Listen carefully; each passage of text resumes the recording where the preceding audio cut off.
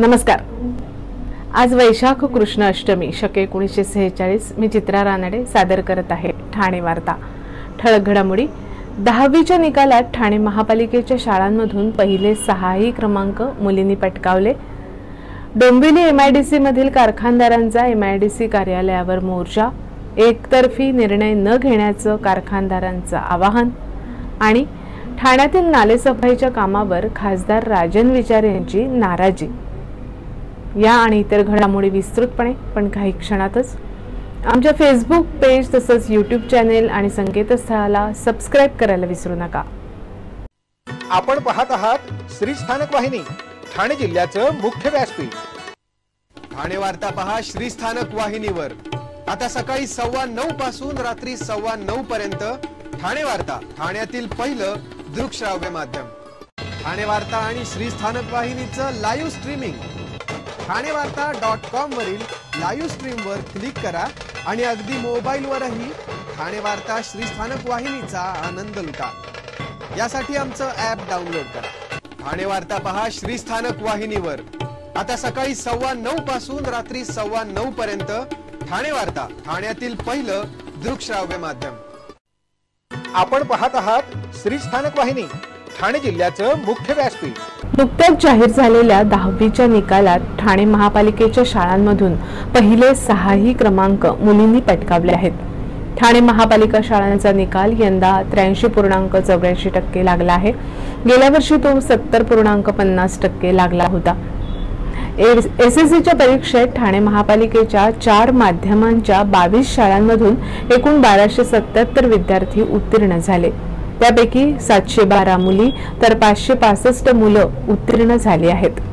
गुणानुक्रमे पहिले 6 क्रमांक मुलींनी पटकावले आहेत। त्यापैकी खुशबू कुलदिया ही माध्यमिक शाळा क्रमांक 15 किसन नगर इंग्रजी माध्यमाची विद्यार्थिनी 94% मिळवून प्रथम आली आहे। त्यापाठोपाठ फैयाज जेहजीब माध्यमिक शाळा क्रमांक 14 मुमरा या विद्यार्थिनीला 91.80%, तर मानसी कुमावत किसन नगर शाळा क्रमांक 15 इंग्रजी माध्यम हिला 90.40% गुण मिळाले आहेत। रोमेश आलम ही शाळा क्रमांक 13 कौसाची विद्यार्थिनी 89.80% गुण मिळवून उत्तीर्ण झाली आहे। मुबीन कुरेशी माध्यमिक शाळा क्रमांक 8 राबोडी उर्दू माध्यम हिला 89.60% गुण मिळाले आहेत, तर श्रुती खवळे ही किसन नगर शाळा क्रमांक 1 ची विद्यार्थिनी 89.40% गुण मिळवून उत्तीर्ण झाली आहे। या विद्यार्थिनींनी घेतलेली मेहनत, त्यांच्या शिक्षकांनी केलेले परिश्रम आणि पालकांची साथ यामुळे हे यश मिळवणं त्यांना शक्य झाले। महापालिका शाळांमध्ये विद्यार्थ्यांच्या विकासासाठी अधिकाधिक प्रयत्न करण्याचा महापालिकेचा प्रयत्न असल्याचं महापालिका आयुक्त सौरभ राव यांनी सांगितलं। खासदार राजन विचारे यांनी आज ठाणे महापालिका आयुक्त सौरभ राव यांची भेट घेऊन नालेसफाईबाबत नाराजी व्यक्त केली। खासदार राजन विचारे यांनी आज ठाणे महापालिका आयुक्त सौरभ राव यांची भेट घेतली। ठाणे शहरातील नालेसफाई त्याचप्रमाणे रस्ते सफाई, सर्व्हिस रोड, हायवेमध्ये समावेश करणार असल्याबद्दल नाराजी व्यक्त केली असून महापालिकेचे अधिकारीच कंत्राटदार झाले आहेत, त्यांच्यावर आयुक्तांनी लक्ष द्यावं असं राजन विचारे यांनी सांगितलं। आजपासून सुरू झालेल्या मेगा ब्लॉकला पर्यायी बसेस सेवा सुरू कराव्यात अशी मागणी आयुक्तांकडे केली असल्याचं राजन विचारे यांनी सांगितलं। तंबाखूमुळे होणारा मौखिक कर्करोग हद्दपार करण्यासाठी तंबाखूपासून होणारे दुष्परिणाम काय असतात याची माहिती आतापासूनच मुलांना देणं खूप महत्त्वाचं आहे। मुलांवर चांगले संस्कार करताना पालकांनी तंबाखू सेवन किती वाईट आहे याबाबत मुलांच्या मनावर बिंबवलं पाहिजे असं प्रतिपादन जिल्हा शल्यचिकित्सक डॉक्टर कैलास पवार यांनी केलं। सिव्हिल रुग्णालयाच्या वतीनं तंबाखू दिनानिमित्त विविध कार्यक्रमांचं आयोजन करण्यात आलं होतं। यावेळी मार्गदर्शन करताना कैलास पवार बोलत होते। हा दिवस साजरा करण्यामागचा उद्देश तंबाखूच्या धोक्याबद्दल जनजागृती करणे हा आहे। तंबाखू सेवन केल्यास सर्वाधिक मौखिक कर्करोग होण्याची दाट शक्यता असते। यासोबतच हृदयाला त्रास होतो, पक्षाघात, कर्करोग आणि टाइप 2 मधुमेहाचा धोका देखील वाढत असल्याचं पवार यांनी स्पष्ट केलं। या निमित्त काढण्यात आलेल्या रॅलीत मोठ्या संख्येनं नागरिक, रुग्णालय कर्मचारी आणि अधिकारी सहभागी झाले होते। रॅलीमध्ये मौखिक स्वच्छतेविषयी फलक दाखवून ठाणेकरांना जागरूक करण्याचा प्रयत्न केला गेला। तंबाखूची सवय अनेक आजारांना निमंत्रण देत असते, यामध्ये मौखिक कर्करोग होण्याची अधिक शक्यता असते। तंबाखू सेवन टाळावं, सकाळी आणि रात्री झोपताना ब्रशने दात घासावेत, 2 महिन्यांनी दाताचा ब्रश बदलावा, 6 महिने अथवा 1 वर्षांनी दंतचिकित्सकाकडून दाताची नियमित तपासणी करावी, जेवल्यावर पाण्याने खळखळून चूळ भरावी असे फलक रॅलीत दाखवण्यात आले। या रॅलीत ठाणे जिल्हा सत्र न्यायालयाचे न्यायाधीश ईश्वर सूर्यवंशी आणि अभिजित डोईफोडे, जिल्हा शल्यचिकित्सक डॉक्टर कैलास पवार, टाटा रुग्णालयाचे डॉक्टर हितेश सिंघवी, प्राध्यापिका डॉक्टर श्रीविद्या जयकुमार आदी मान्यवर, रुग्णालय अधिकारी, कर्मचारी, नागरिक मोठ्या संख्येने उपस्थित होते। ठाणे सिव्हिल रुग्णालय, प्रादेशिक परिवहन कार्यालय ठाणे यांच्या संयुक्त विद्यमाने वाहन चालकांना उपप्रादेशिक परिवहन अधिकारी दंत शल्यचिकित्सक डॉक्टर अर्चना पवार यांच्या हस्ते टोप्यांचं वाटप करण्यात आलं। यावेळी तंबाखू सेवनाचे दुष्परिणाम याबाबत माहिती देण्यात आली। भारतामध्ये दरवर्षी सुमारे 1 लाख तोंडाच्या कर्करोगाचे रुग्ण आढळून येतात, त्यामुळे मौखिक स्वच्छता ठेवणं हे प्रत्येकाचं कर्तव्य आहे। तोंडात पांढरा किंवा लाल रंगाचा चट्टा दिसला तर त्वरित सिव्हिल रुग्णालयात संपर्क साधावा असंही आवाहन यावेळी करण्यात आलं। माजिवडा इथे आमदार संजय केळकर यांनी नालेसफाईचा पाहणी दौरा केला। नालेसफाई सुरू आहे, परंतु ही वर्षातून एकदा होते आणि हा कचरा वर्षभर जमा होत असतो, त्यामुळे स्थानिकांना आणि संपूर्ण गावाला डास आणि त्यापासून होणाऱ्या रोगांना सामोरं जावं लागतं। दुर्गंधीचा त्रास वेगळा आहे, ही बाब आमदारांच्या निदर्शनास आणून देताच त्यांनी पाहणी दौरा केला। त्यामुळे पुढील 4 दिवसात नालेसफाई पूर्ण होईल असं आश्वासन प्रशासनाकडून देण्यात आलं। त्याबद्दल तमाम जनतेकडून आमदार केळकर यांचे आभार व्यक्त करण्यात आले। डोंबिवली एमआयडीसी मधील शेकडो उद्योजकांनी आज कल्याण अंबरनाथ मॅन्युफॅक्चरर्स असोसिएशन संघटनेच्या नेतृत्वात डोंबिवलीतील एमआयडीसी कार्यालयावर मोर्चा काढला होता। या मोर्चात सुमारे 400 कारखानदार सहभागी झाले होते। यावेळी या कारखानदारांनी अमुदान कंपनीत झालेल्या स्फोटानंतर प्रदूषण नियंत्रण मंडळाकडून काही कंपन्यांना क्लोजर नोटिसा दिल्या। त्या नोटिसीनंतर पाणी आणि लाईट कनेक्शन कट करण्यात येणार आहे, ते करू नये, तसंच स्थलांतरणाचा निर्णयास देखील विरोध केला। याबाबत एमआयडीसीच्या अधिकाऱ्यांना संघटनेच्या वतीने उद्योजकांनी निवेदन दिलं। डोंबिवलीमध्ये अमुदान कंपनीतील स्फोटाची दुर्घटना घडल्यानंतर प्रदूषण नियंत्रण मंडळ खडबडून जागं झालं। प्रदूषण नियंत्रण मंडळ, एमआयडीसी आणि संबंधित यंत्रणांकडून एमआयडीसी परिसरातील कंपन्यांचा सर्व्हे सुरू आहे, तर दुसरीकडे घातक केमिकल कंपन्यांचं स्थलांतरण करण्याचे देखील प्रयत्न सुरू आहेत। अमुदान कंपनीतल्या स्फोटाची गंभीर दखल घेत प्रदूषण नियंत्रण मंडळाने एमआयडीसी परिसरातील काही कंपन्यांना क्लोजर नोटीस दिल्यात। या नोटिसीनंतर संबंधित कंपन्यांचे लाईट आणि कनेक्शन कट करण्यात येणार आहे। या कारवाईबाबत कल्याण अंबरनाथ मॅन्युफॅक्चरर्स असोसिएशनने आक्रमक पवित्रा घेतला। आज डोंबिवली एमआयडीसी परिसरातील सुमारे 400 उद्योजक डोंबिवली एमआयडीसी कार्यालयात जमा झाले होते। क्लोजर नोटीस संबंधित कारखान्यांचे लाईट आणि पाणी कट केल्यास दुर्घटना घडू शकते, त्यामुळे लाईट आणि पाणी कनेक्शन कट करू नये अशी मागणी केली। त्याचप्रमाणे सर्वे सुरू आहे। सर्वेचा अहवाल आल्यानंतर स्थलांतरणाबाबत निर्णय हा एकतर्फी निर्णय घेऊ नये, या सर्व मागण्यांचे निवेदन देखील एमआयडीसीच्या अधिकाऱ्यांना देण्यात आले। या पुढील घडामोडी एका छोट्याशा ब्रेकनंतर। कुठेही जाऊ नका, पाहत रहा फक्त ठाणे वार्ता। सर्व नागरिकांना आवाहन करण्यात येत आहे की सध्या डासांमार्फत पसरणाऱ्या डेंग्यू या आजाराचा प्रसार रोखण्यासाठी प्रत्येकाने पुढीलप्रमाणे कार्यवाही करावी। डेंग्यू आजार एडिस इजिप्ती हा डास चावल्याने होतो। या डासांची पैदास साचलेल्या किंवा साचवलेल्या स्वच्छ पाण्यामध्ये होते। 8 दिवसांपेक्षा जास्त दिवस पाणी उघडे व साचून राहिल्यास त्यात डास अंडी घालतात। अंड्यांच्या अळ्या तयार होऊन पुढे डास तयार होतात। यासाठी आपल्या घरातील पाणी साठे उदाहरणार्थ बॅरल्स, पिंपे, टाक्या, हौद, रांजणे इत्यादी दर आठवड्याला रिकामे करून घासून पुसून कोरडे करून पुन्हा भरावे। 1 दिवस कोरडा दिवस म्हणून पाळावा। पाणी साठ्यांना घट्ट झाकणे बसवावीत किंवा जुनी साडी, चादर, धोतर यांनी बांधून झाकून ठेवावीत, म्हणजे डास त्यात जाऊन अंडी घालणार नाहीत। घराच्या गच्चीवर, आजूबाजूला, अंगणात कोठेही पाणी साचू देऊ नये।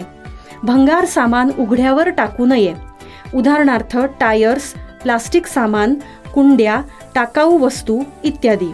अशा सामानात पावसाचे पाणी साठून त्यात डेंग्यूच्या डासांची पैदास होते। घरातील कूलर्स, फ्रीजच्या पाठीमागील ट्रे हे देखील वेळोवेळी कोरडे करावेत। लक्षात ठेवा, नुसत्या फवारणीने डास घनता कमी होत नाही, तर त्यासाठी डास पैदास ठिकाणे नष्ट करणे ही आपल्या सर्वांची जबाबदारी आहे। कोणताही ताप अंगावर न काढता जवळच्या शासकीय रुग्णालयात मोफत औषधोपचार घ्या। अशा प्रकारे नागरिकांनी सहकार्य केल्यास डेंग्यूचा प्रसार रोखणे सहज शक्य आहे। ब्रेक नंतर आपलं पुन्हा एकदा स्वागत। विद्याप्रसारक मंडळाचे ठाणे नगर परिषद विधी महाविद्यालय आणि ठाणे ग्रामीण पोलीस यांच्या संयुक्त विद्यमाने नवीन फौजदारी कायद्यावर 1 दिवसीय कार्यशाळेचं आयोजन ठाणे पोलीस मुख्यालयातील वित्तक सभागृहात करण्यात आलं होतं। यावेळी उद्घाटन सत्रामध्ये बोलताना ठाणे पोलीस ग्रामीणच्या अतिरिक्त पोलीस अधीक्षक डॉक्टर दीपाली धाटे यांनी नवीन फौजदारी कायदे समजून घ्यायची पहिली जबाबदारी पोलिसांची असल्याचं सांगितलं। पोलिसांना हे कायदे समजून ते व्यवस्थित राबवायचे असल्या कारणाने या कार्यशाळेचं आयोजन केलं असल्याचं सांगण्यात आलं। भारत सरकारने सूचित केल्याप्रमाणे नवीन फौजदारी कायदे हे 1 जुलै 2024 पासून अंमलात येणार आहेत। भारतीय दंड संहिता, फौजदारी प्रक्रिया संहिता आणि भारतीय पुरावा कायदा यांच्या जागी नवीन आलेले फौजदारी कायदे लागू करत असल्यामुळे ही कार्यशाळा घेणं महत्त्वाचं झालं आहे। प्रभारी प्राचार्य श्री विद्या जयकुमार यांनी विधी महाविद्यालयाचे विधी सहाय्य कक्ष कशा प्रकारे कायदा समजून सांगण्याचे आणि जागृतीचे काम करते याबद्दल माहिती दिली। या कार्यशाळेमध्ये ठाणे ग्रामीण पोलीस दलाचे अनेक अधिकारी हजर होते, तसंच अनेक अधिकाऱ्यांनी आभासी पद्धतीने या कार्यशाळेत सहभाग घेतला। या कार्यशाळेमध्ये नवीन फौजदारी कायद्यावर प्रशिक्षण देण्यात आलं। यामध्ये माजी जिल्हा आणि सत्र न्यायाधीश संजय भाटे यांनी भारतीय न्याय संहिता, प्राध्यापक विनोद एच वाघ यांचे भारतीय नागरिक सुरक्षा संहिता, तर डॉक्टर गोपीचंद खाडे यांनी भारतीय साक्ष अधिनियम या नवीन कायद्यासंबंधित माहिती दिली। ठाण्यात आमदार जितेंद्र आव्हाड यांच्या विरोधात भाजप अनुसूचित जमाती मोर्चातर्फे निदर्शनं करण्यात आली। राष्ट्रवादी काँग्रेस शरद पवार गटाचे आमदार जितेंद्र आव्हाड यांनी 2 दिवसापूर्वी महाडमध्ये मनुस्मृतीच्या विरोधात आंदोलन केलं होतं। या आंदोलनामध्ये जितेंद्र आव्हाड यांच्याकडून डॉक्टर बाबासाहेब आंबेडकर यांचे प्रतिमा असलेले पोस्टर फाडण्यात आलं। यामुळे संपूर्ण महाराष्ट्रात भाजपा आक्रमक झाली आहे। अनेक ठिकाणी जितेंद्र आव्हाड यांच्या विरोधात निदर्शनं आणि आंदोलनं करण्यात आली। ठाण्यामध्ये भारतीय जनता पक्ष अनुसूचित जमाती मोर्चाच्या वतीनं जितेंद्र आव्हाड यांच्या निषेधार्थ आंदोलन करण्यात आलं। यावेळी जोरदार घोषणाबाजीही करण्यात आली। केडीएमसीला नालेसफाईसाठी 5 दिवसांचा अल्टिमेटम देत नालेसफाई जर नीट झाली नाही तर केडीएमसी अधिकारी आणि कंत्राटदारांची कोणतीही हयगय केली जाणार नसल्याचा संतप्त इशारा कल्याण पश्चिमेचे आमदार विश्वनाथ भोईर यांनी दिला आहे। पावसाळ्याच्या तोंडावर शहरातील नालेसफाई व्यवस्थित झाल्या नसल्याच्या तक्रारी नागरिकांनी आमदार विश्वनाथ भोईर यांच्याकडे केल्या होत्या। त्या पार्श्वभूमीवर आमदार भोईर यांनी कल्याणमधील प्रमुख नाल्यांची पाहणी करत केडीएमसीला हा इशारा दिला। पावसाळ्याला अवघे काही दिवस शिल्लक राहिले आहेत, मात्र कल्याण पश्चिमेतील नाल्यांची सफाई योग्य तऱ्हेने होत नसल्याच्या तक्रारी आमदार विश्वनाथ भोईर यांच्याकडे प्राप्त झाल्या होत्या। त्याची दखल घेत आमदार भोईर यांनी तातडीने कल्याण पश्चिमेतील स्टेशन रोड आणि बैल बाजार येथील प्रमुख नाल्यांची केडीएमसी अधिकाऱ्यांच्या समवेत पाहणी केली। त्यावेळी या नाल्यांमध्ये कचरा तसाच साचलेला आढळून आल्याने संतप्त झालेल्या भोईर यांनी केडीएमसी अधिकाऱ्यांना चांगलेच धारेवर धरल्याचं दिसून आलं। यावेळी कल्याण डोंबिवली शहर अभियंता अनिता परदेशी, कार्यकारी अभियंता घनश्याम नवांगुळ आणि इतर अधिकारी उपस्थित होते। हा जनतेचा पैसा आहे, कोट्यावधींची उधळपट्टी होऊ देणार नाही। नालेसफाईसाठी कल्याण डोंबिवली महापालिकेकडून दरवर्षी कोट्यावधी रुपये खर्च केले जातात, मात्र हा सर्व पैसा जनतेच्या खिशातून आलेला असून त्याची उधळपट्टी आपण होऊ देणार नाही, अशा शब्दात भोईर यांनी अधिकाऱ्यांना सुनावलं। तसंच यावेळी कल्याण डोंबिवली महापालिका अभियंता घनश्याम नवांगुळ यांनी नालेसफाई केली असल्याचं आमदार भोईर यांना सांगितलं। मात्र नालेसफाई झाली असं तुम्ही सांगता, मग नाल्यात हा कचरा आणि गाळ कसा काय आहे, लोकांना आम्हाला उत्तरे द्यावी लागतात असं सांगत पुढील 5 दिवसात कल्याण पश्चिमेतील सर्व प्रमुख नाल्यांची सफाई योग्य तऱ्हेने झाली पाहिजे। आपण 5 दिवसांनी पुन्हा पाहणी करू आणि आपल्याला कुठे नालेसफाई झाली नसल्याचं आढळल्यास संबंधित अधिकारी आणि कंत्राटदाराची आपण कोणतीही हयगय करणार नाही, अशी सूचना विश्वनाथ भोईर यांनी केडीएमसी अधिकाऱ्यांना दिली। पावसाळ्यातील समुद्राच्या उधाण भरतीच्या दिवशी मुंबईत जर खूप पाऊस पडला तर शहरात पाणी तुंबण्याची जास्त शक्यता असते। अशा वेळी जास्त काळजी घ्यावी लागते। या वर्षीच्या पावसाळ्यातील 4.5 मीटरपेक्षा जास्त उंचीच्या उधाण भरतीचे दिवस आणि वेळा पंचांगकर्ते दाखलू सोमण यांनी दिल्या आहेत। ही उंची समुद्राच्या पाण्याच्या भरतीची असते, लाटांची उंची नसते, असंही सोमण यांनी स्पष्ट केलंय। 5 ते 8 जून, 23 ते 25 जून, 22 ते 25 जुलै, 19 ते 23 ऑगस्ट, 17 ते 21 सप्टेंबर या दिवशी उधाण भरती असेल असं दाखलू सोमण यांनी सांगितलं। आपण पाहत आहात श्री स्थानक वाहिनी, ठाणे जिल्ह्याचं मुख्य व्यासपीठ। ठाणे वार्ता पहा श्री स्थानक वाहिनीवर। आता सकाळी 9:15 पासून रात्री 9:15 पर्यंत ठाणे वार्ता, ठाण्यातील पहिलं दृकश्राव्य माध्यम। ठाणे वार्ता आणि श्री स्थानक वाहिनीचं लाईव्ह स्ट्रीमिंग ठाणेवार्ता.com वरील लाईव्ह स्ट्रीमवर क्लिक करा आणि अगदी मोबाईलवरही ठाणे वार्ता श्री स्थानक वाहिनीचा आनंद लुटा। यासाठी आमचं ॲप डाउनलोड करा। ठाणे वार्ता पहा श्री स्थानक वाहिनीवर। आता सकाळी 9:15 पासून रात्री 9:15 पर्यंत ठाणे वार्ता, ठाण्यातील पहिलं दृकश्राव्य माध्यम। आपण पाहत आहात श्री स्थानक वाहिनी, ठाणे जिल्ह्याचं मुख्य व्यासपीठ। आपण आपले कार्यक्रम अथवा बातम्या आम्हाला ठाणेवार्ता@gmail.com या आमच्या ईमेलवर कळवू शकता। ठळक घडामोडी शेवटी पुन्हा एकदा, 10वीच्या निकालात ठाणे महापालिकेच्या शाळांमधून पहिले 6ही क्रमांक मुलींनी पटकावले। डोंबिवली एमआयडीसी मधील कारखानदारांचा एमआयडीसी कार्यालयावर मोर्चा, एकतर्फी निर्णय न घेण्याचं कारखानदारांचं आवाहन। आणि ठाण्यातील नालेसफाईच्या कामावर खासदार राजन विचार यांची नाराजी। या होत्या ठाणे वार्ता। आपली एखादी बातमी पाहायची राहून गेल्यास आपण ठाणेवार्ता.in या संकेतस्थळाला अथवा फेसबुक पेज तसेच YouTube चॅनेलला अवश्य भेट द्या। तर मग पुन्हा भेटू पुढील बातमीपत्रात, फक्त श्री स्थानक वाहिनीवर। धन्यवाद।